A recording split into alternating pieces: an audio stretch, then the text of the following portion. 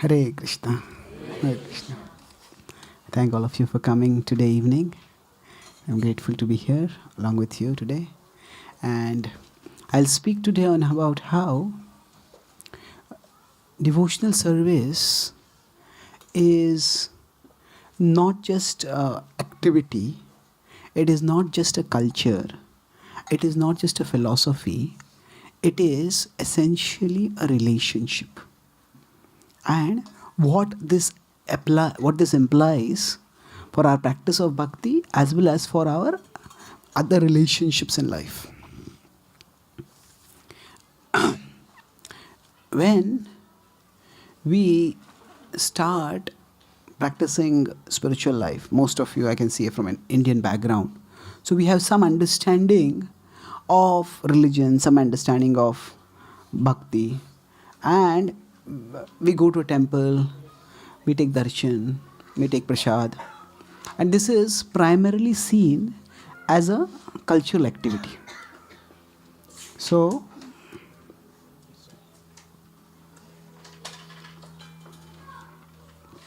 when we see something as a cultural activity, the nature of culture is that it keeps changing.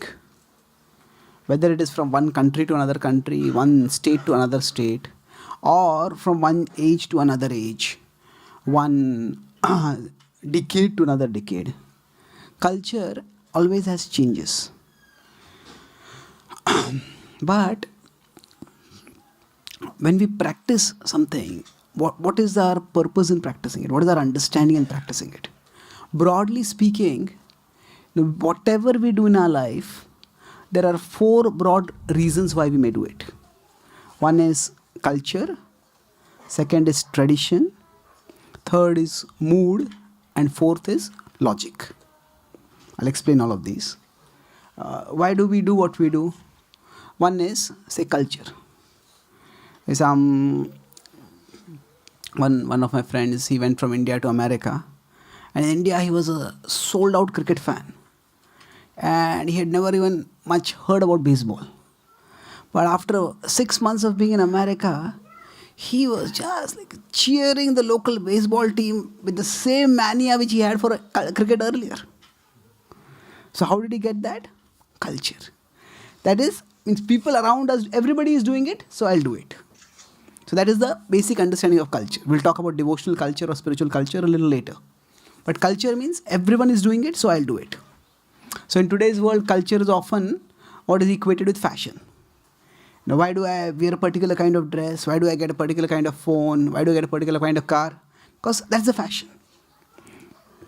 So a British thinker, Oscar Wilde, said that fashion is a form of ugliness so intolerable that we have to change it every 6 months. So, all the same thing which is considered fashionable and beautiful today, after a few months, it just becomes old-fashioned. And for a person who prides themselves on being fashionable, there is no insult more painful than being called old-fashioned. So, if we let ourselves be driven only by the culture, because the culture keeps changing, we'll also keep changing, doing this, doing that. It's fine, we have to adapt to the culture at times, but we also have to have some steady overall purpose for our life. The second reason why we do things could be tradition. We have always done it. So my parents did it, my grandparents did it. That's why we do it. And this kind of tradition is not just in religion. It is there everywhere. In all walks of life, there are traditions. So, for example, in cricket, when a batsman hits a sixer, the umpire raises his hands. Now, what is this? This has got nothing to do with six, literally speaking, isn't it? But that's a tradition. That's how six is symbolized. So, now, in every field of life, there are traditions. There are things which are done simply because that is the way they were done in the past.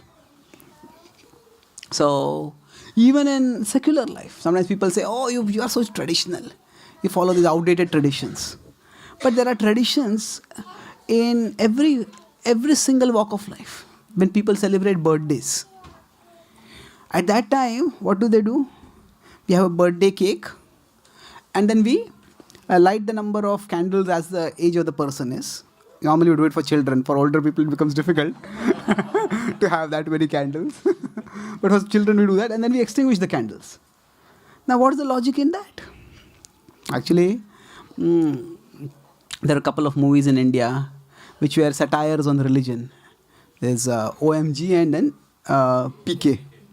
So they raised some questions about religion. Somewhere they had some valid criticisms about religion, but somewhere generalizations also. So one of the questions was about blind rituals. So I have written 2 books about them, question answer books. So I respond over there that this particular ritual, if you go back in history, it comes from a medieval Scandinavian legend. That is that every time a child is born and a child grows to a particular age, an evil spirit starts haunting the child. And the age of whatever the particular age of the child, that many evil spirits will haunt the child.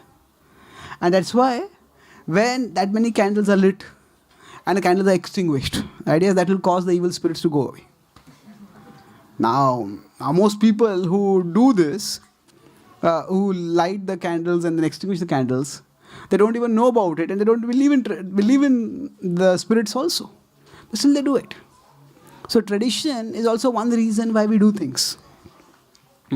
But again, traditions, we don't know the reason. Some traditions may be valid, some traditions may not be valid. The third could be mood. Mood is, I felt like doing it. So why did you buy this? No, sometimes people go to a shop and they have a shopping list which they take with them. But then they say, no, let me take this also. Let me take this also. Let me take that also. So then just keep taking more and more things. So there are people who are called shopaholics.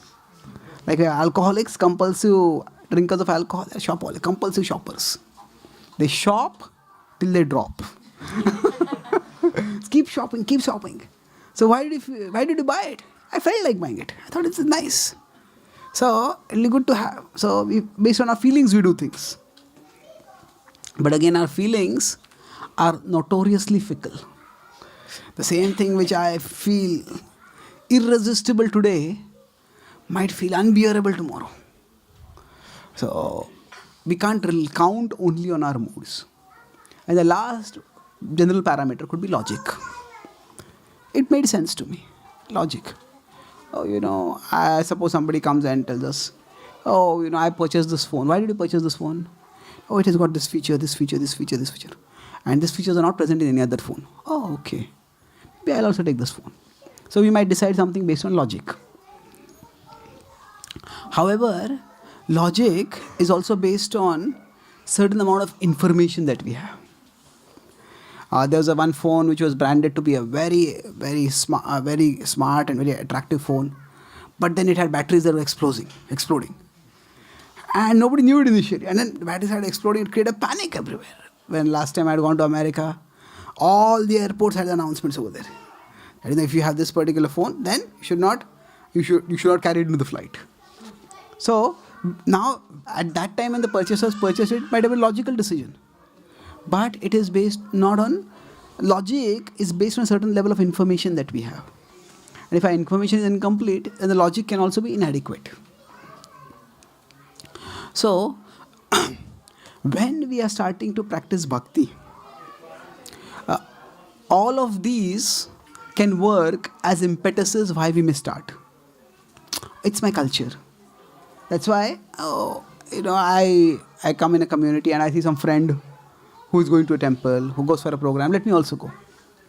Or it may be because of tradition. Okay, my parents used to take me to a temple, let me also go for satsang.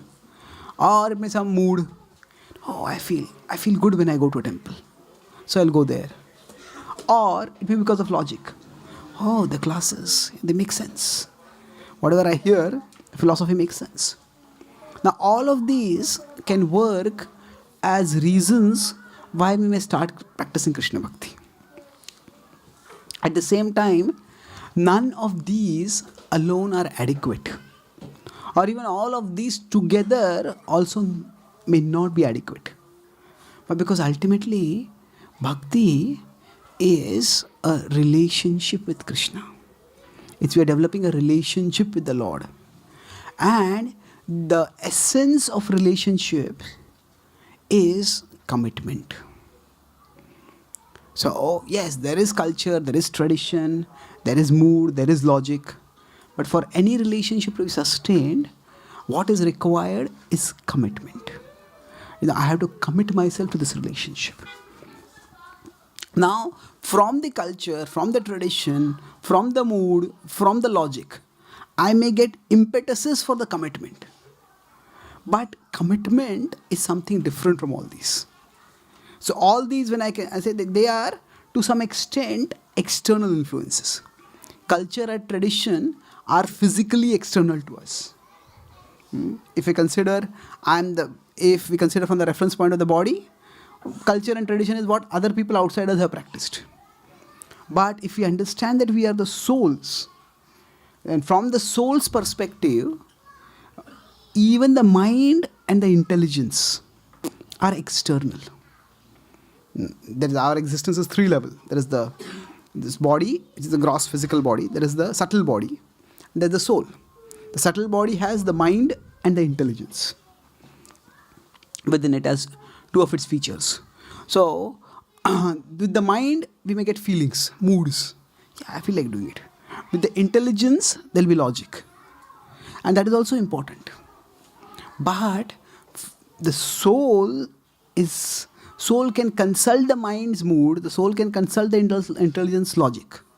But ultimately, it is the soul's decision that is required. So every one of us has to have that power of intention, which needs to be channeled. In the Bhagavad Gita, Krishna actually is primarily calling to Arjuna to invoke his power of intention. He says in 18.73 at the end that Vimrishaita dasheshena yathechasi tatha kuru.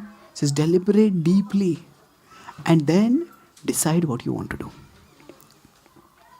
So Krishna is acknowledging Arjuna's independence, respecting his intelligence, and then he is asking, what is your intention going to be?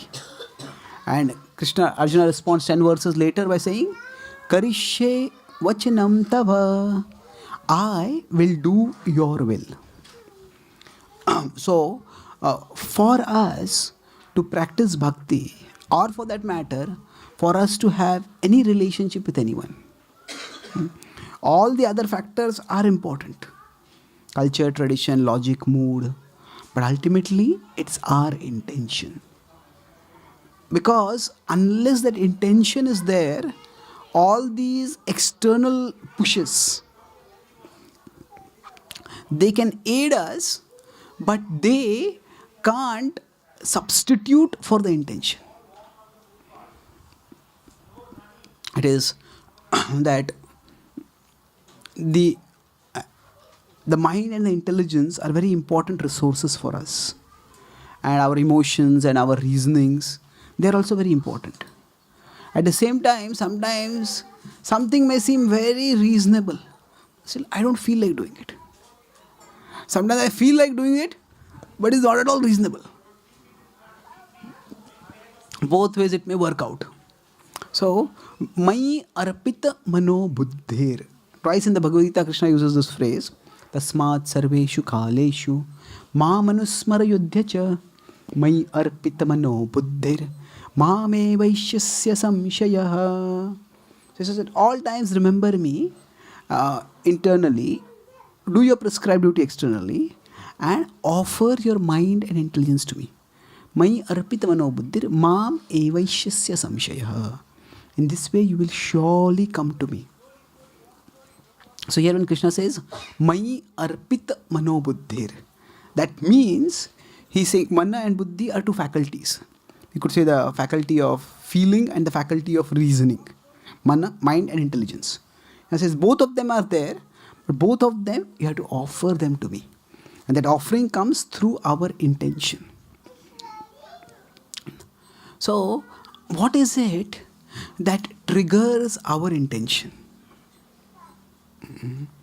In the Vedanta Sutra, which is very condensed philosophical classic, the first sutra is that Athato Brahma Jigyasa.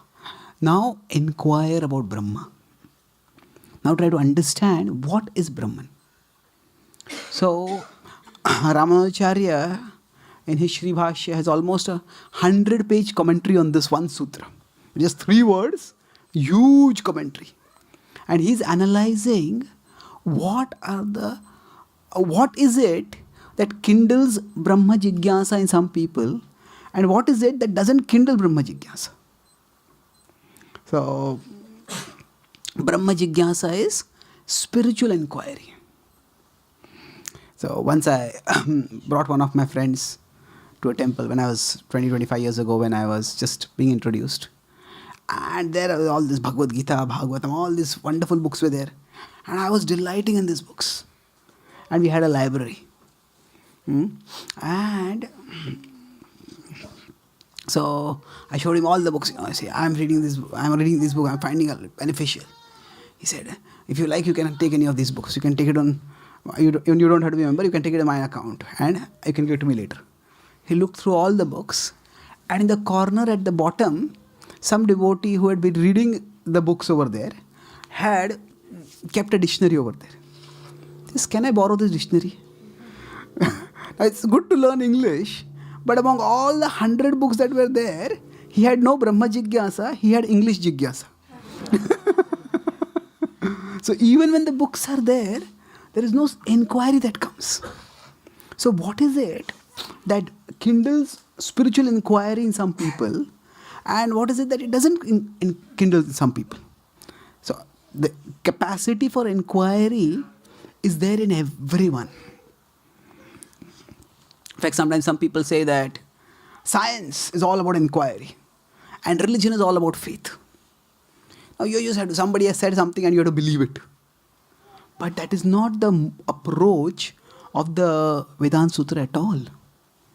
Rather, the Vedanta Sutra says, inquire. Athato Brahma Jigyasa. So now, Einstein said that the sciences, the arts, and the religions are all fruits of the same tree of human knowledge. So, when we look at the world around us and try to find out what makes the world work, that inquiry leads to science.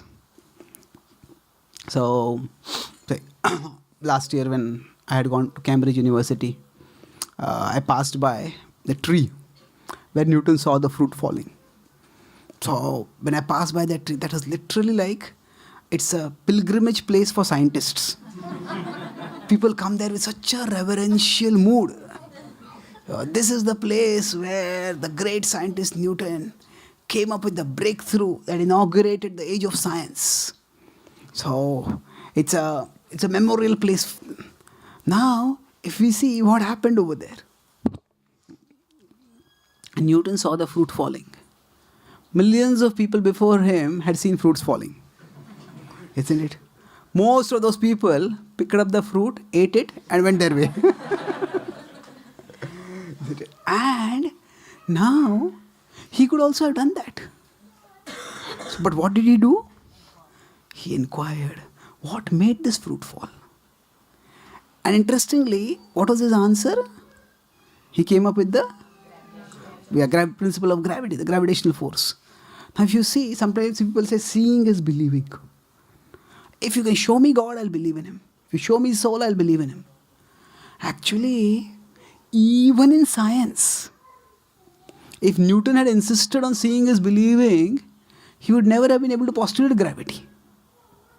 All scientific advancement happens by moving from visible phenomena to invisible principles for explaining those phenomena. If you see electricity, now we can't see electricity per se. You may say, I can feel electricity. That's fine. But what about the laws of electricity? What are the concept about electrons? Most, if you consider the principle of thermodynamics, most of the theories that are involved in science, the laws that are involved, the principles that are involved, the concepts that are involved, they are not tangibly visible. In fact, if we go into quantum physics, most of the things are not only not visible, they are not even conceivable.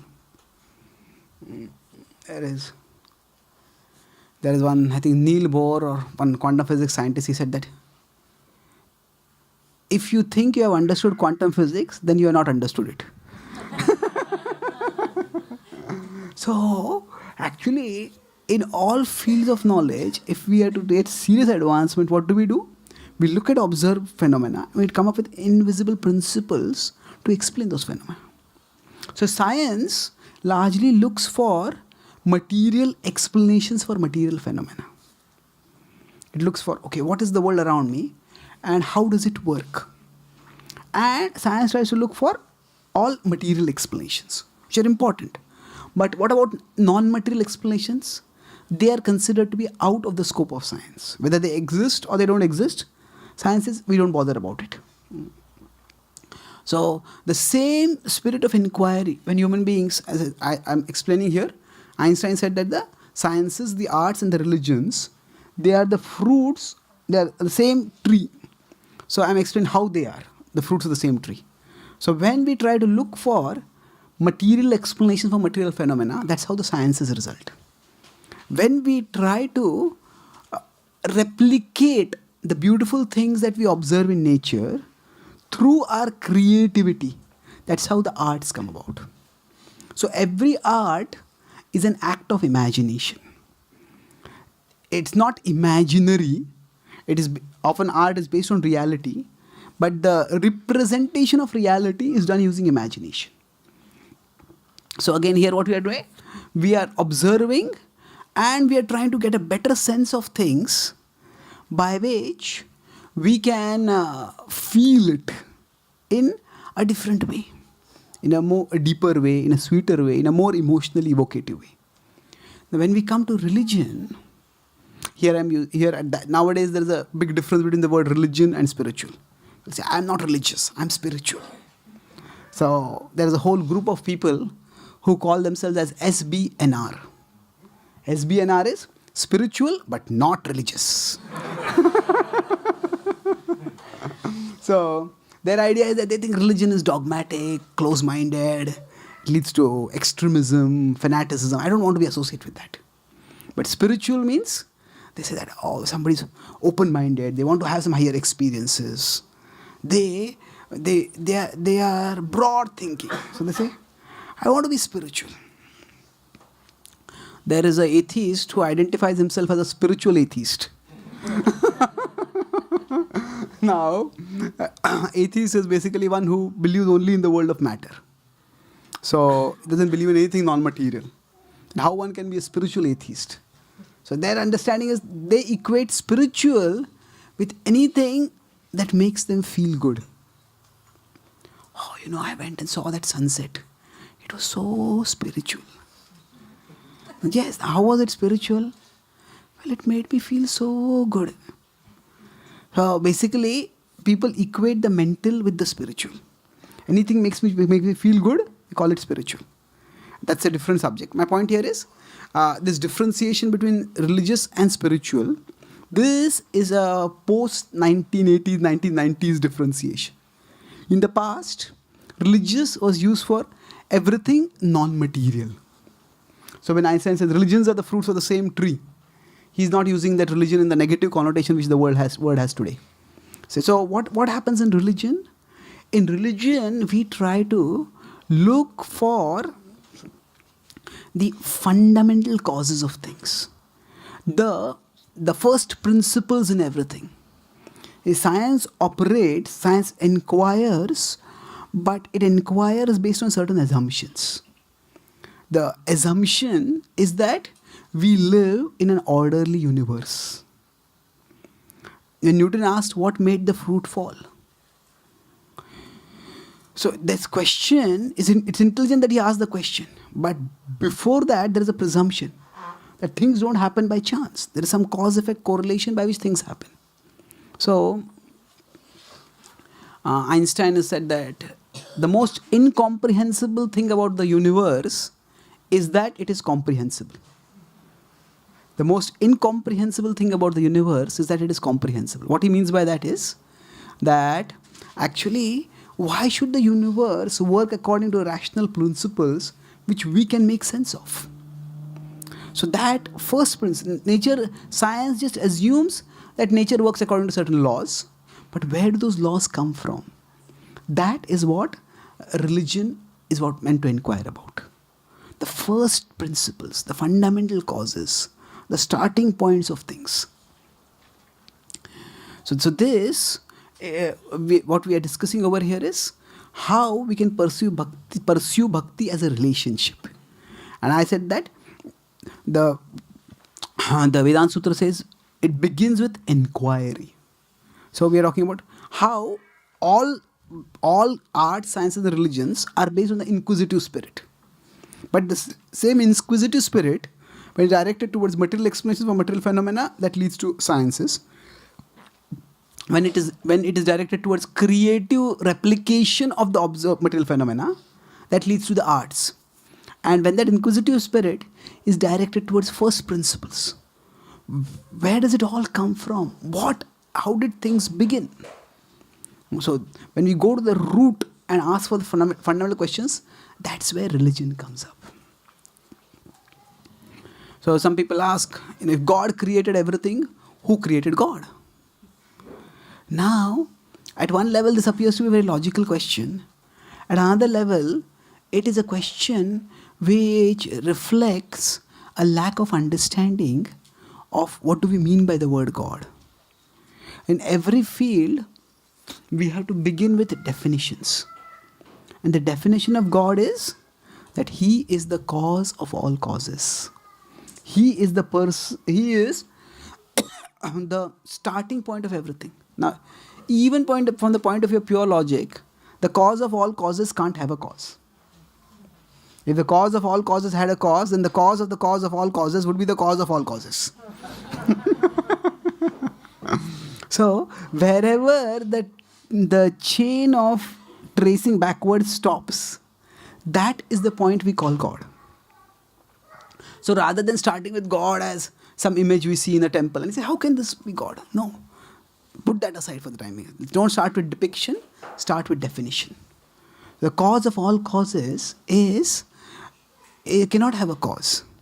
And that cause of all causes is what we call as God. So the question is, if God created everything, who created God? That is actually logically incoherent. Because it's like asking, what made a circle circular? A circle, by definition, is circular. Nobody makes a circle circular. We can say, I draw a circular circle, somebody did not draw a circular circle. But circle, by definition, is circular. So God, by definition, is the cause of all causes. So we can't have, if you ask what is the cause of all causes, then the definition we have not understood. Another way to understand this is that God exists outside the time domain. It's like if a child reads a novel, say somebody reads Harry Potter, and after reading the whole book, child comes to know, okay, there's an author who wrote this, J.K. Rowling, and starts looking through the whole book. Where is J.K. Rowling? Where is J.K. Rowling? Where is J.K. Rowling? Now, even no matter how exhaustively we read the book, we are not going to find J.K. Rowling in the book. J.K. Rowling created the storyline, created the timeline, created the characters, but she exists outside the world of the book. Similarly, God, He creates time, He creates cause-effect chain, but He exists outside it all. So when we have this Brahma Jigyasa, this spiritual inquiry, then that is how religion results. So how does the spiritual inquiry come about? In the Mahabharata, when the Pandavas and the Kauravas are at war, so on the 13th day, the Kauravas form the Chakravyuha and they trap Abhimanyu. 13th night, Arjuna takes a vow that tomorrow I am either going to kill Jayadratha or I'll enter into fire. And then after that, the next morning, the Kauravas arranged their whole force to just defend Jayadratha. And Arjuna penetrates into it, breaking through. And Arjuna goes deep, deep, deep into it, all alone. All the other warriors are fighting at different places. And finally, Yudhishthira starts thinking. And yesterday, Abhimanyu went into the Kaurava forces and he got trapped there. What if Arjuna gets trapped today?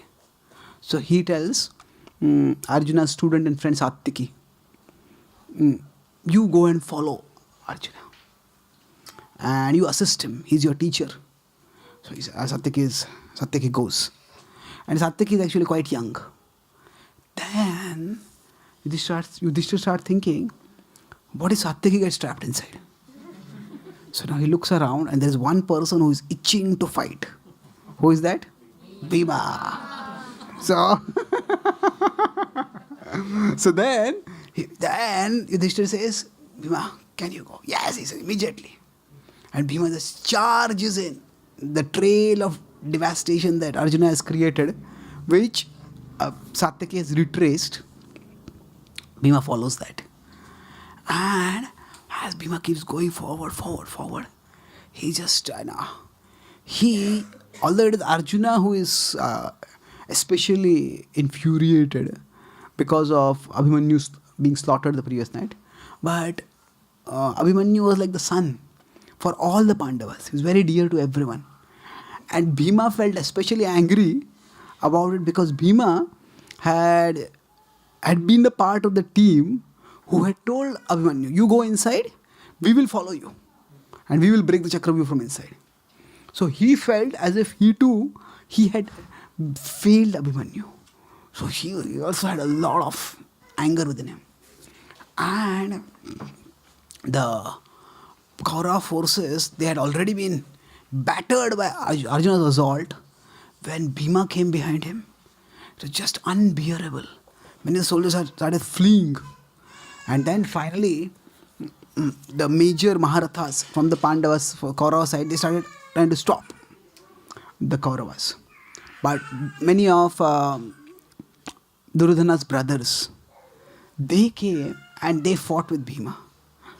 And Bhima, he would also, like most warriors that time, they had their chariots. Bhima would fight also with bow and arrow.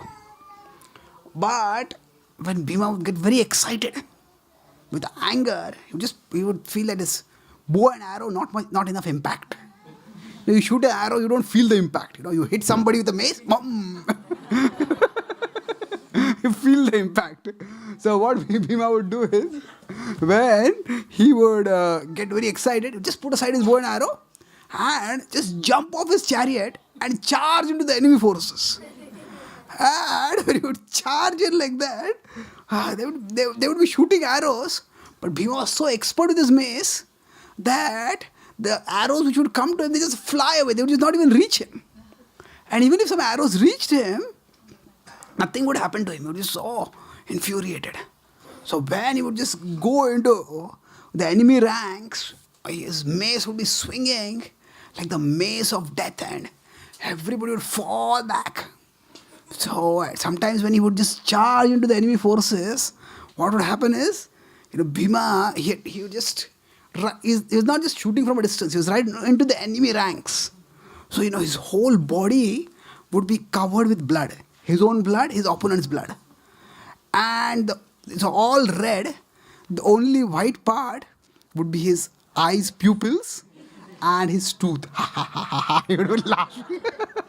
So just seeing him would create terror in the enemy. And Bhima was expert among all the Pandavas. Bhima was the most expert at intimidation. He scare the opponents. In cricket, Australians are known to be sledgers. They intimidate the opponents. So now Bhima started fighting, and in less than an hour after Bhima entered, Duryodhana's 30 brothers out of his 100 brothers, 30 brothers, they lay on the floor, on the battlefield floor, They finished. When Duryodhana heard about this, shocked, he put his head in his hands. What happened? He said, I have my full army. I have Drona, I have Kripa, I have Karna. And how can it be that I'm not able to stop them? Stop Arjuna, stop Krishna, stop Bhima. How is it possible? He says, Arjuna was relentlessly pressing towards Jayadratha. And the way it was going, it appeared as if his whole army would be devastated in one day. And he started looking and thinking, holding his head in his hand, he started thinking, how can it be that their forces are less than mine? I have got more experienced warriors, I've got more warriors. How can I be defeated like this? And then a voice spoke within him. Maybe Krishna is really God.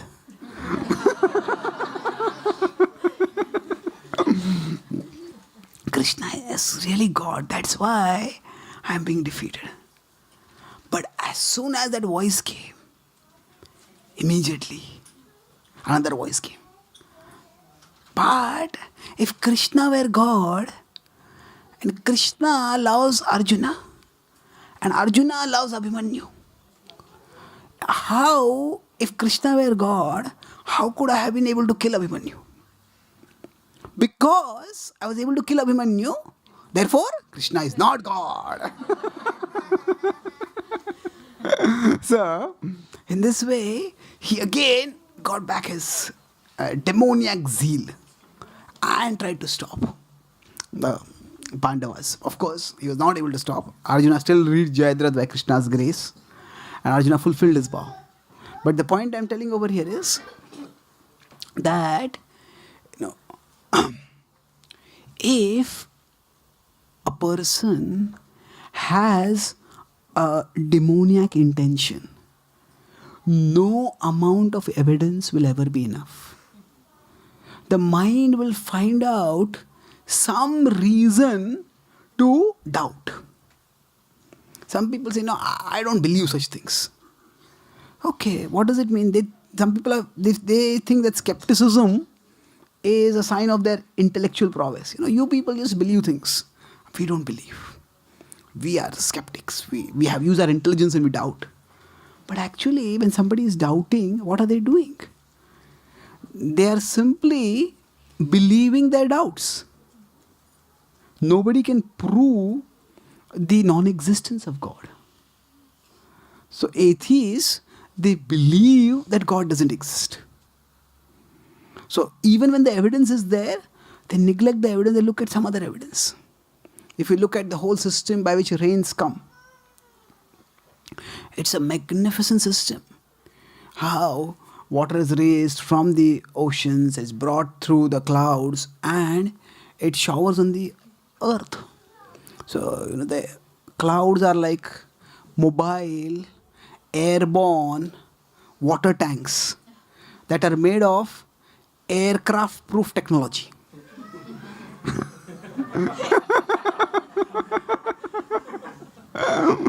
Even the Twin Tower designers couldn't come up with aircraft-proof technology. But that's what they are. So there's no leakage at all. Just because even if an airplane goes through it, there's no leakage. It's remarkable how the clouds are made. So when we human beings try to replicate clouds or try to create artificial rains, it's extremely difficult to do it. And most of the times you're not even successful. So if you look at the whole system, it requires a tremendous amount of intelligence. And all this intelligence is something which is essential for our existence. Say, whole intelligent arrangement would be there. We would not exist if it had not been there. So a wise person will say, oh, this rainfall is an arrangement that makes my existence possible.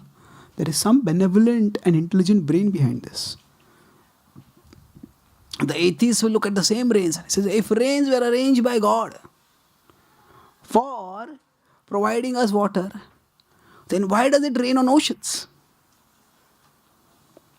There is already so much water. Why does it rain on oceans? Yes, it rains on oceans so that atheists can ask this question. So, what does it mean? If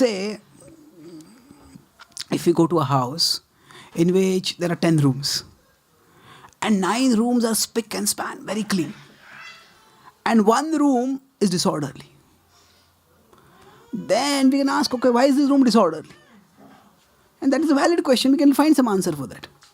But if the 9 rooms are orderly, the presence of order in the 9 rooms indicates the presence of some order maintainer. Now, why that order maintainer has not maintained the order in the 10th room, that's a different question, which we can address afterwards. But the point is, the presence of order indicates an order maintainer. So similarly, the fact that we see order on the earth indicates that there is an order maintainer. So, I was talking earlier about how culture, tradition, mood, and logic, all these are important. But ultimately, it's a matter of intention. Duryodhana lived in a place where the culture was very godly. The tradition was godly. There were times when logically he was explaining things. At one time, actually on the 8th day of the battle, Duryodhana had suffered a severe defeat. And he had fought with Bhima, and Bhima had not only battered him, Bhima would have killed him on that day only, but his charioteer pulled him away, and he ran away unconscious, and an whole elephant division was destroyed on that day. So when this happened, he became a little introspective. And he asked Bhishma, how was I being defeated? Then Bhishma told him, he says, "O king, O prince," Dhritarashtra was the king at that time, so I have been crying myself hoarse, trying to explain to you. I'll explain once again. And then he talks about Krishna's glories. How Krishna as a small child had killed Putana, how he had lifted Govardhan hill, how he had performed such stupendous feats. And he says, as long as Krishna is in the chariot of Arjuna, you will never attain victory. He is the Supreme Lord Narayan. He has descended to this world. So all this, when Duryodhana heard, in the past, whenever he would hear, he would sneer at it. I don't. When Krishna actually showed the universal form, he said, this is just a magic. I can also show many forms. Now, he never showed any form, but he said, I can also show many forms. But at this particular point, because he had been battered, he was a little humbled. That night, when he went to sleep in his tent, he thought about Krishna and he bowed down to Krishna. He said, maybe if Krishna is God, there's no harm in bowing down to him. But the next morning, when he woke up, again his demoniac mentality came out. So for someone who is attached, spiritual knowledge does not come as a light. It comes as a lightning. It's there for a few moments, you understand, but then again darkness comes up. So it's important that the power of intention has to be there. Without that, even if we explain things logically, even if sometimes the mood is good, sometimes the mood will be bad. So this intention to connect with Krishna is extremely precious. And that intention comes primarily by the association of devotees who have that intention. Bhakti sanjayate bhakti. It is the association of devotees that intention comes. The potential for practicing spiritual life is there in all of us because we are essentially spiritual. But that will not be activated unless we associate with someone who is spiritually inclined. Just as a candle has the potential to be lit and to light its vicinity. But that potential will be tapped only when the candle comes in touch with another candle that is lit. So similarly, it is when we associate with with devotees, they are like their candle of Krishna Bhakti, their intention to serve Krishna is lit. And then our candle can be lit by their association. And that's how our bhakti can move at the level of intentional bhakti rather than circumstantial bhakti. Circumstantial bhakti means that yes, people around me are doing bhakti, so I'll do it. So the circumstances can be external in terms of culture or tradition, or the circumstances can be internal also. In terms of, this logically makes sense. This, I feel like doing it. Because the mind and intelligence are also external to us in a sense. So this intention, if it comes to us, when we rise from circumstantial bhakti to intentional bhakti, that is where we are becoming committed to our relationship with Krishna. And ultimately from intentional bhakti, we will come to transcendental bhakti. Transcendental bhakti means that whatever be our circumstances, we become transcendentally connected with Krishna. When we are connected with Krishna that way, then bhakti becomes constantly joyful.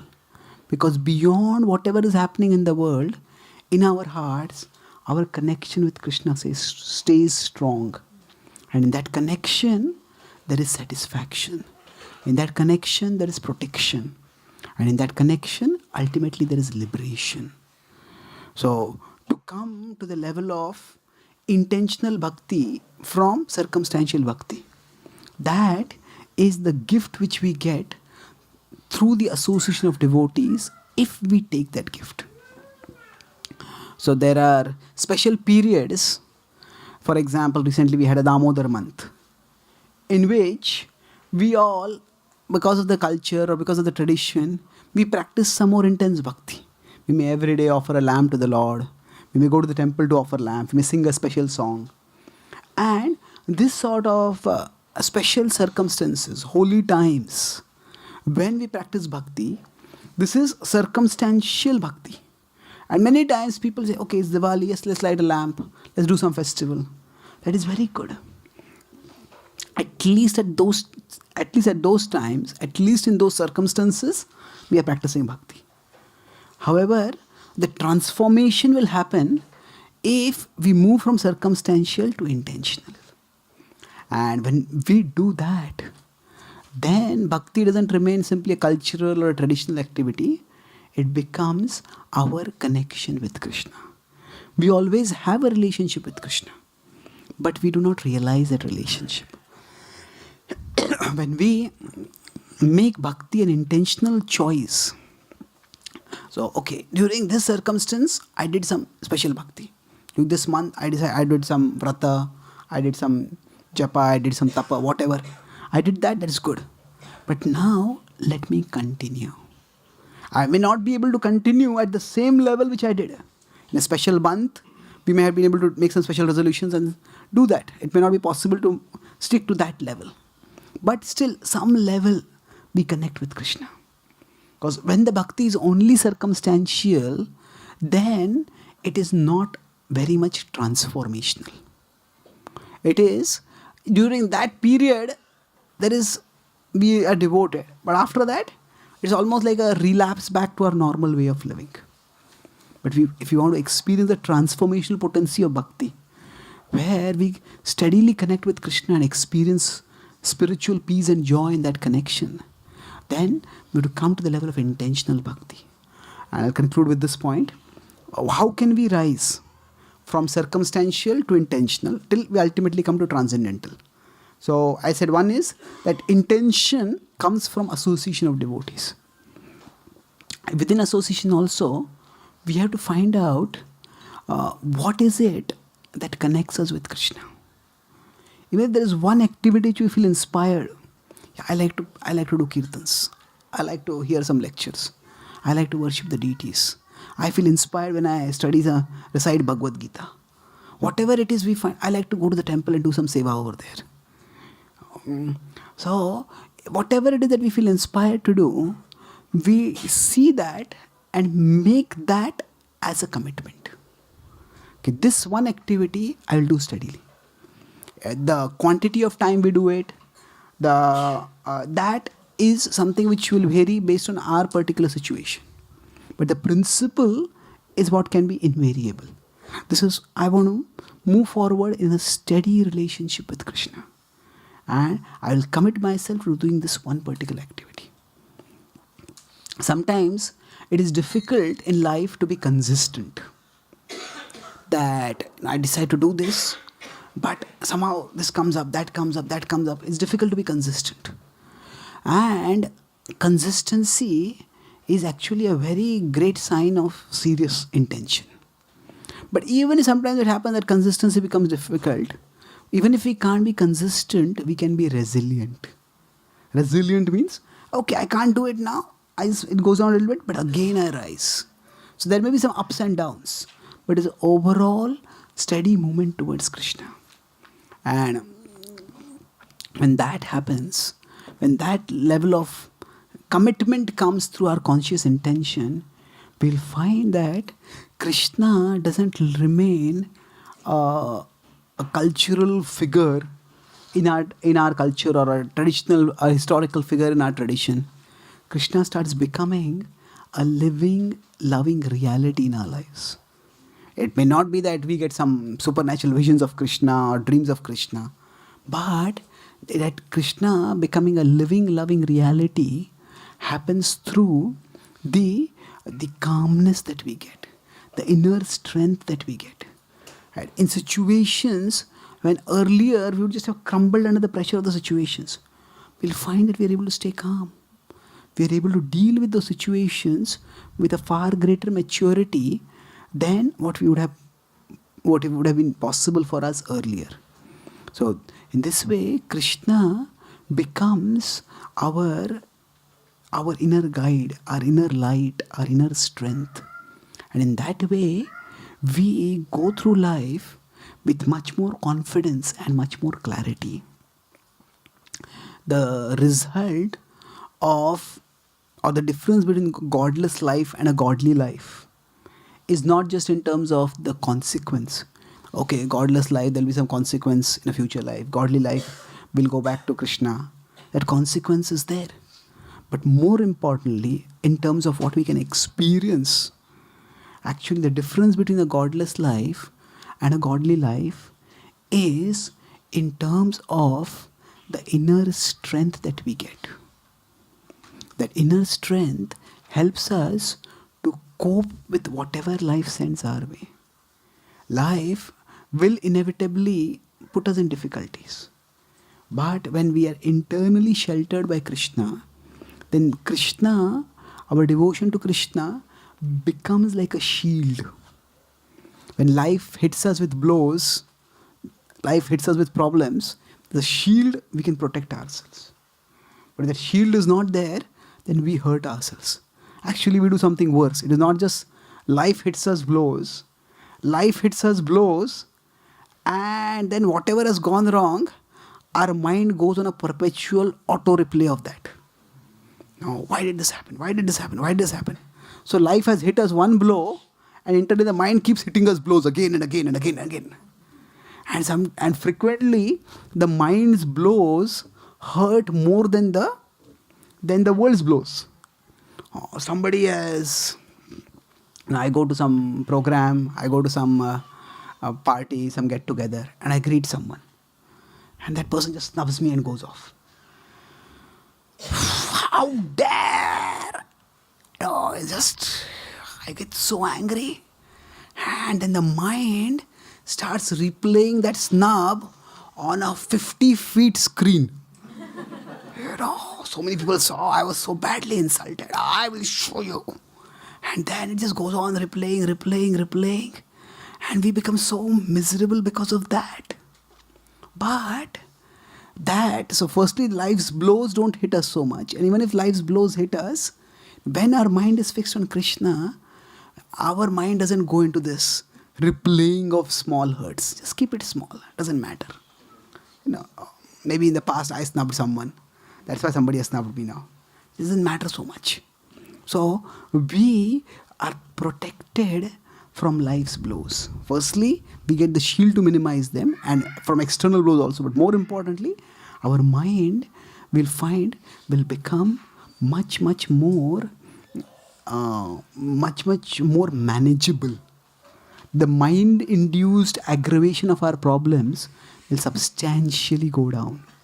And in that way, Krishna will become our inner shield and our inner strength.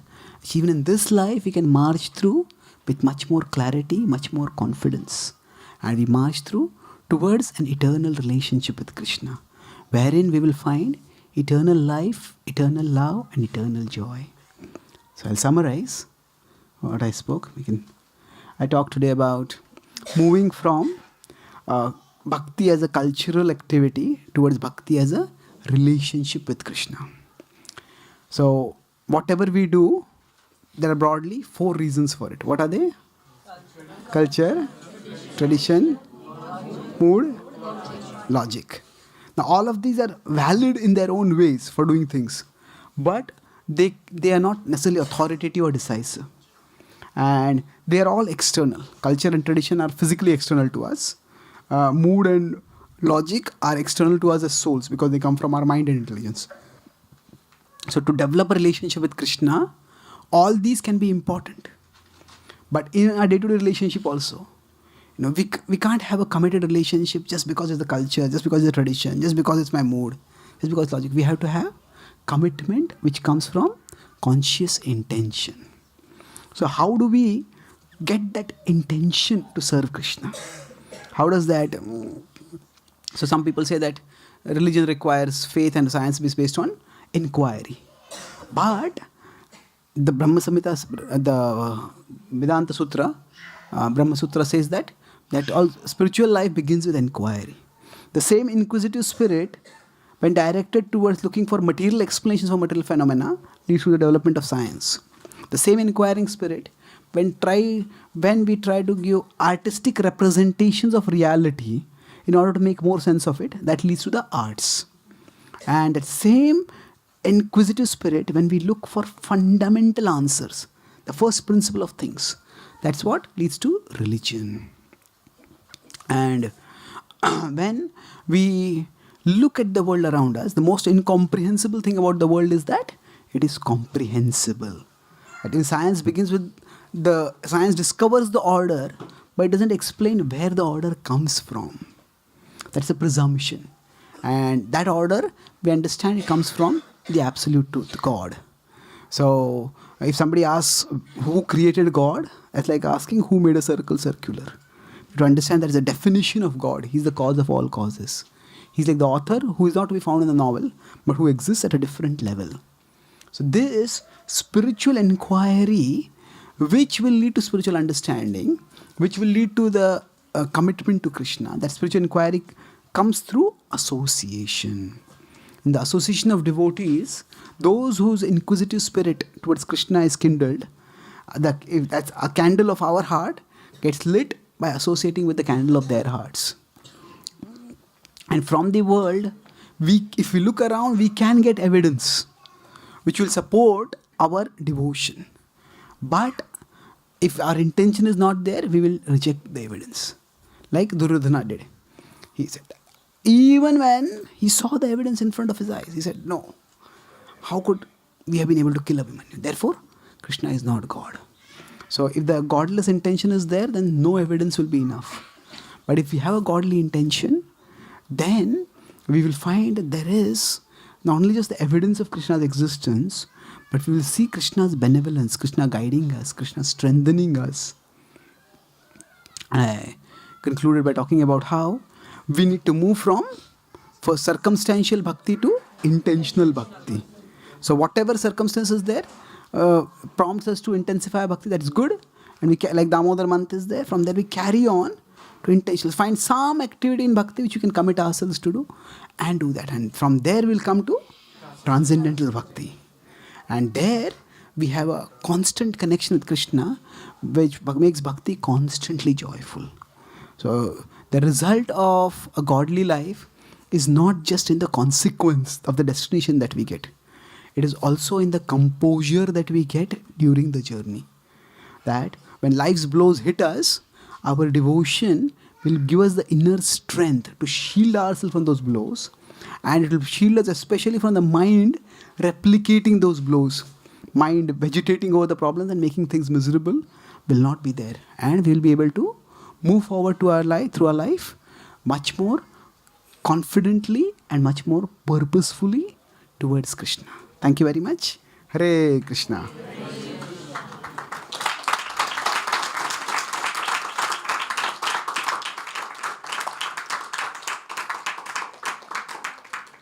So, are there any questions or comments?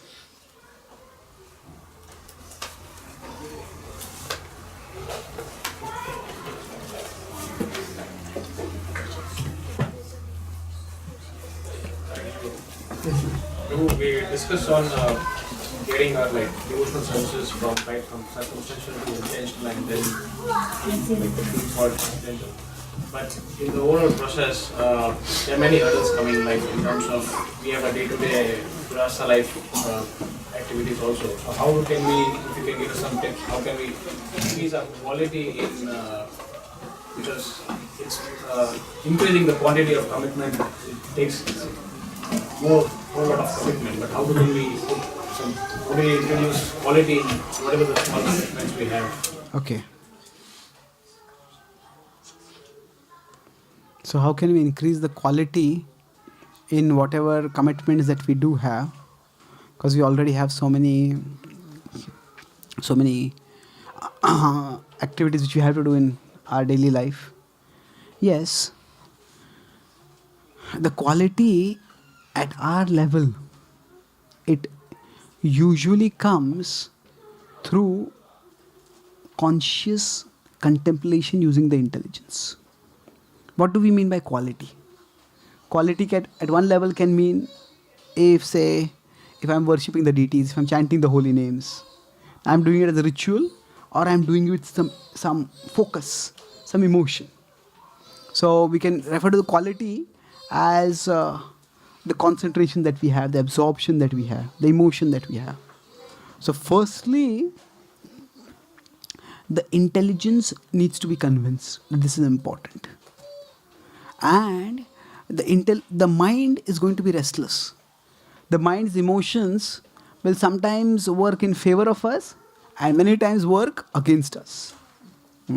Sometimes when we are chanting, on a few occasions we feel this chanting is so good. I'm feeling so much strength. I just want to keep chanting. I feel, chanting should never end. On most occasions, we'll feel chanting never ends.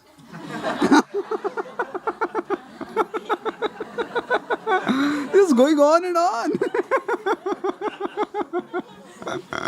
So, our minds moods are such that we can't, at our stage, count on the emotions working always in our favor. If they work in our favor, it's great.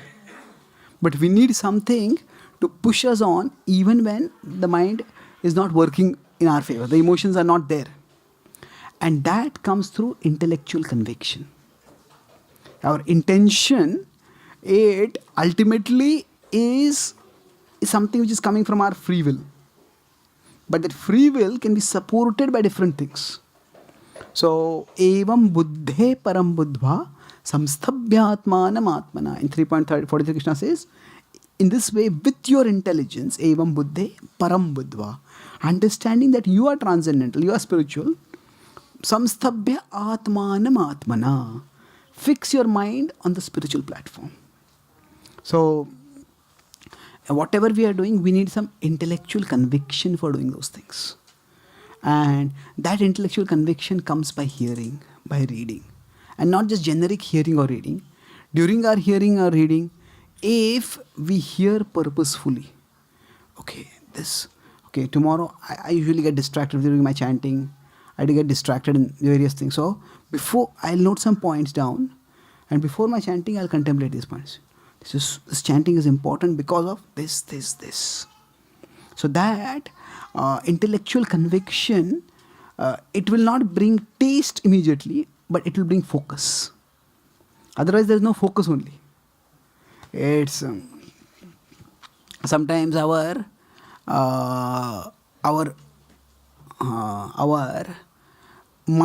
tongue and our mind are running on two different tracks. The tongue is Hare Krishna, and the mind is, I've got my job, what is the TV, what is the cricket score, what is this, what is that. The two different tracks entirely. Now the mind will go on a different track, but if you have intellectual conviction, we will get the mind back on track. We'll get the mind back on track. So, our intelligence has to be strong.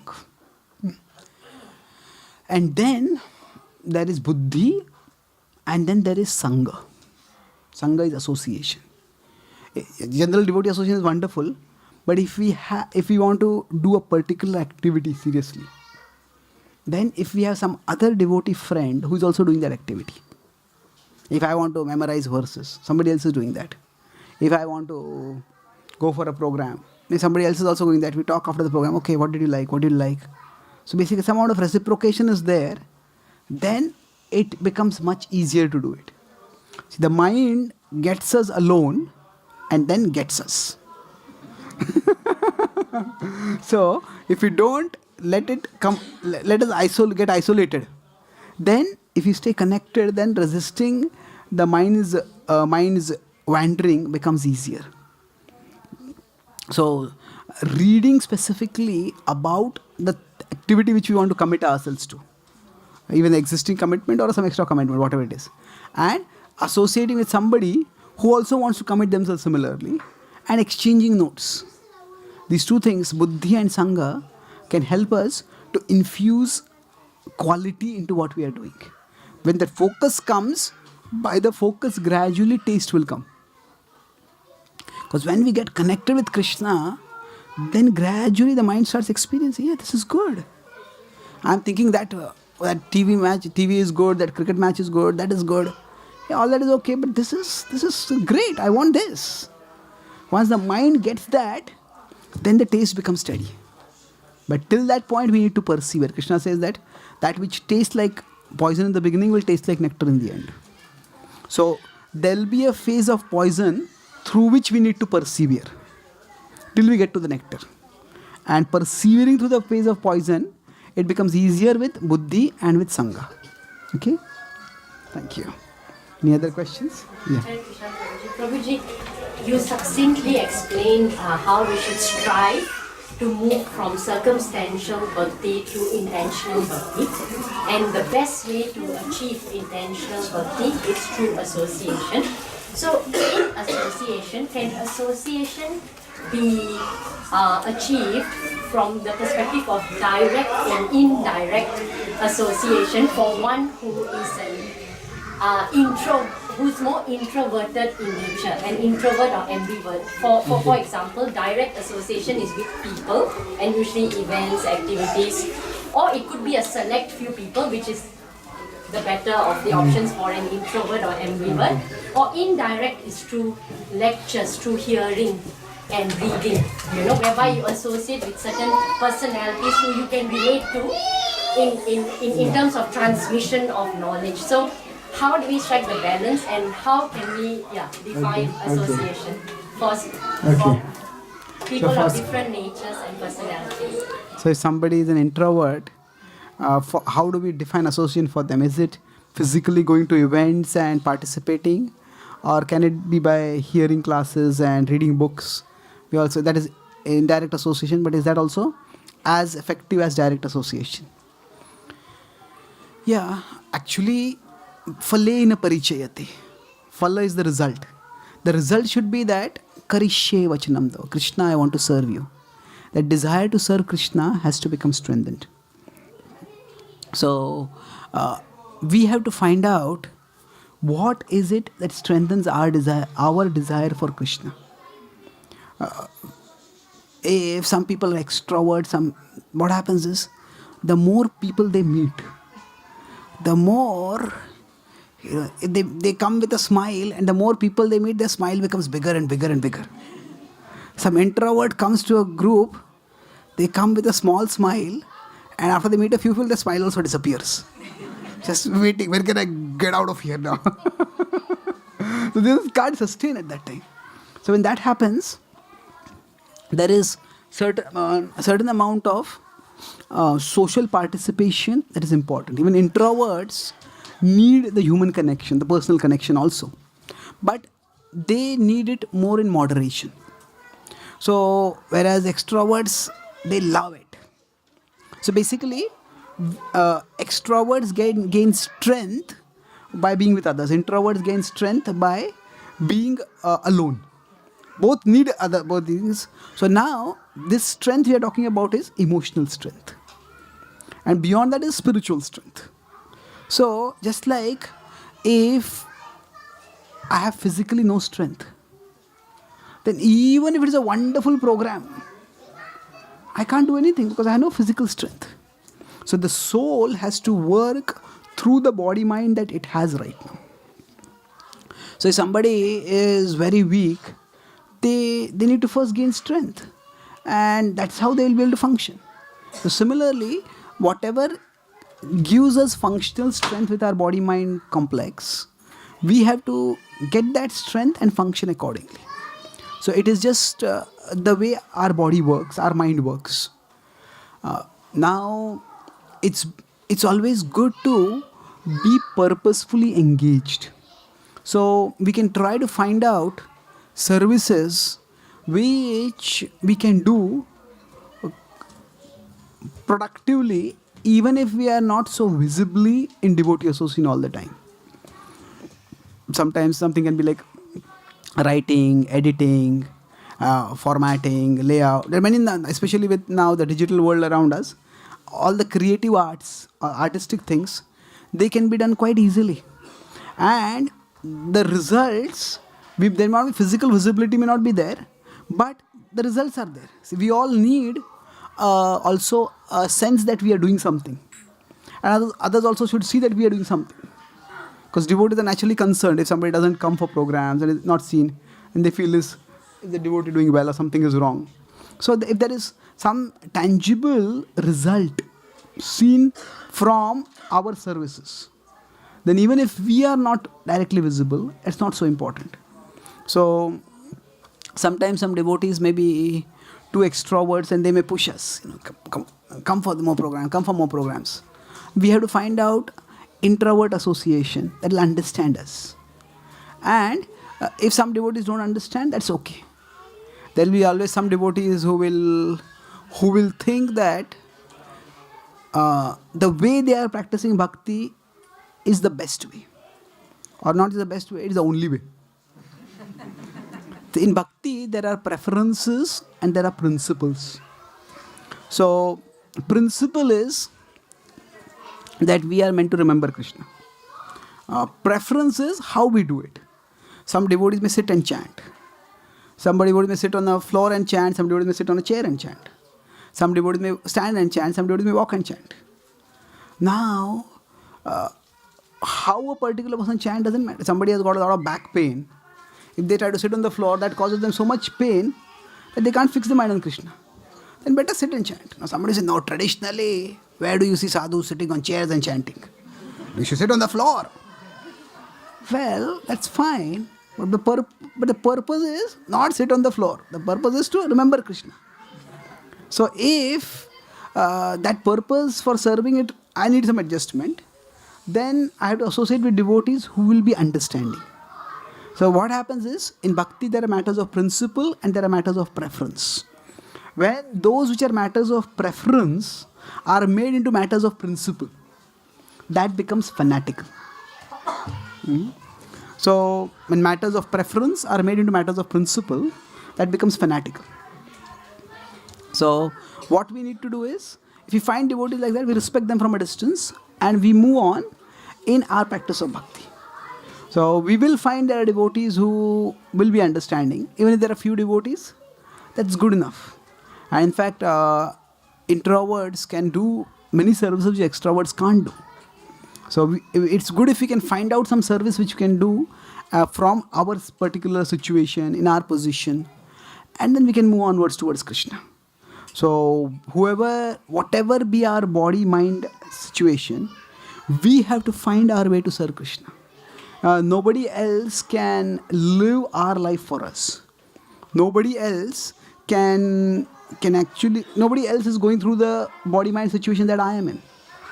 So generally, if we are of a particular nature, then we need some senior devotee as a guide who understands our nature. So we need a spiritual guide who understands our mind and who helps us to understand our mind.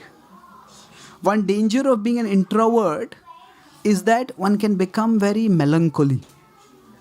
One can just get lost inside one's head. And actually, most people, they get, if they just sit alone for some time, they get bored. But for people who are introvert, they can live inside their head for a long time. And then forever. But the problem is that because our mind right now is uncontrolled, we don't really live very productively. So if we have a tangible service, then we can live inside our head and we can be productive. There's a British poet, William Wordsworth. He said that I spent my morning very productively today. At the start of, after breakfast, I added a comma in my new poem. Before lunch, I deleted the comma. So I was just absorbed with it. But for most of us, when we live inside our head, there is so much negativity that we actually become depressed. We actually become lonely. We feel neglected. So we have to have some constructive engagement. So when our introvert nature is actually making us weak, or when because of our introvert nature, we are playing into the hands of our mind and we are hurting, that we need some association who will guide us about that. So we need to have our need for space, which introverts have to be fulfilled, but also we need some protective association, which will protect us from the danger of being introvert. Okay? Thank you very much. Thank you. Yes, Prabhu. We have? Yes. Prabhupada said that books are the basis. And there's so many services we like to do, like participating in kirtan and cooking and all that. But books are our basis. So if you can give us tips that can inspire us to read more of the books. Okay. And also you yourself are a renowned author. So if you can tell us a little bit about your passion to write and also about the books that you have published that can help us boost our bhakti. Okay. There are 3 questions over here. Okay. So now how do we get the determination to, how can we inspire ourselves to read books? There are different issues in this. The first principle is that most of us learn much more through hearing than through reading. Most of us learn, the understanding comes by associating with devotees, hearing classes, having question answers. More significant portion of the understanding comes by hearing. It is said that what we can know. Why is this suddenly increased? Maybe it's telling us to stop now. The kids were noisy, so we increased the volume, I think. Oh, okay. So it said what we can know depends on what we know. That means if I look at my hand pigments, I'm saying this is a little discolored. Your doctor sees this, I think you may have some hemoglobin deficiency. Check it out. The same thing we are saying, but based on what we know, we see differently. So similarly, with respect to reading books, the more philosophical understanding we have, the more we can see what is there in the book. Otherwise, it seems, what is going on? I'm not able to connect with it. I'm not able to understand it. I'm not able to find anything, any rasa in it. We may feel like that. So it's important to hear regularly. That's how we will get our primary understanding. Now, as far as reading is concerned, it is most effective when we combine it with hearing. That means we hear classes on a particular book and then we read that book. Then we can see, okay, when I read this, I didn't think about this point at all. Okay, this is here. So not only do we read and learn, but we also learn how to read. Okay, this could be thought like this, this could be thought like this. And that habit will stand us in a very good stead. And with respect to reading, we can, by reading Srila Prabhupada's books, especially, we can get the association of Srila Prabhupada. He has strongest desire to serve Krishna, to love Krishna, and that we all should love and serve Krishna. So even if it's difficult, we can just read for some time. Then we decide every day I'll just read one purport. I'll read one page. Let's start with that. And as we keep doing that, things become more organized. But overall, for us, the important thing is that we have the intellectual conviction to keep practicing Krishna Bhakti. And a strong part of that conviction comes from studying the books and especially understanding what is there in the books. And that comes when we study through both hearing and reading. So when we do both, then we'll find that not only will we'll start understanding better, but we'll also get a greater appreciation of how to read, and then the reading habit will become better entrenched within us, better fixed within us. And as far as my books are concerned, the Prabhupada simply wanted his followers to present the message of bhakti in the contemporary language. Prabhupada told that whatever you have learned, you speak in your language. Prabhupada told his scientist disciples, you present in the language of science. So like that, so that's what I'm trying to do here. So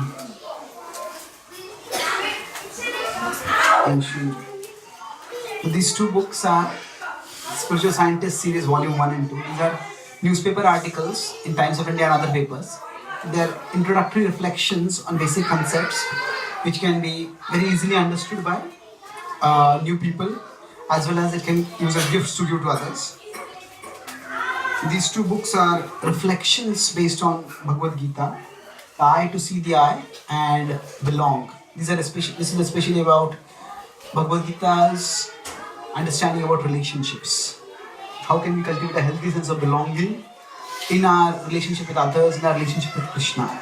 This is about living with scriptural vision, Shastra Chakshu, the eye to see the eye. This is frequently unanswered questions. Like the question I mentioned, if God created everything, who created God? Or if God can do anything, can God make a square circle? So questions like that are answered in this book. This is idol worship or ideal worship. So it's a question answer book about why do we worship a stone image as God? How exactly does God manifest? Why are some religious traditions very heavily against deity worship? And how we can deepen our appreciation for the Lord's manifestation as the deity. That's explained here. Do we have OMG? Movies sold out actually. Okay, so this I mentioned about the books based on movies. This is GK for PK. So this GK is at 3 levels: general knowledge, God knowledge, and Gita knowledge. So based on all 3, this has been explained. Then we have Gita for daily enrichment. 365 reflections on the Bhagavad Gita. Each is a 1-page, 300-word article. So you can read this and you can gain how to apply the Gita in our daily life. The different verses explained over here. And these 2 are my new books.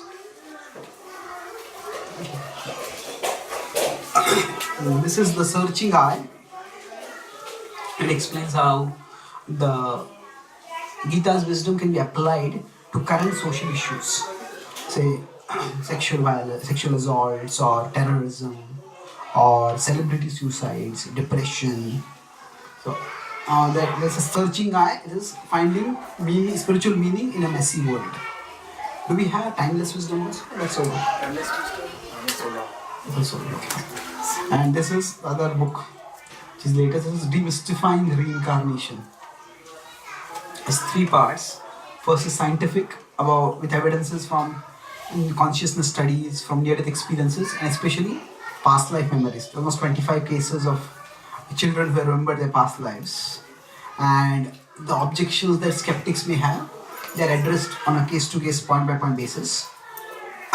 Then the second part is interreligious, and how practically every major religion and every historical tradition in the world has had accepted reincarnation.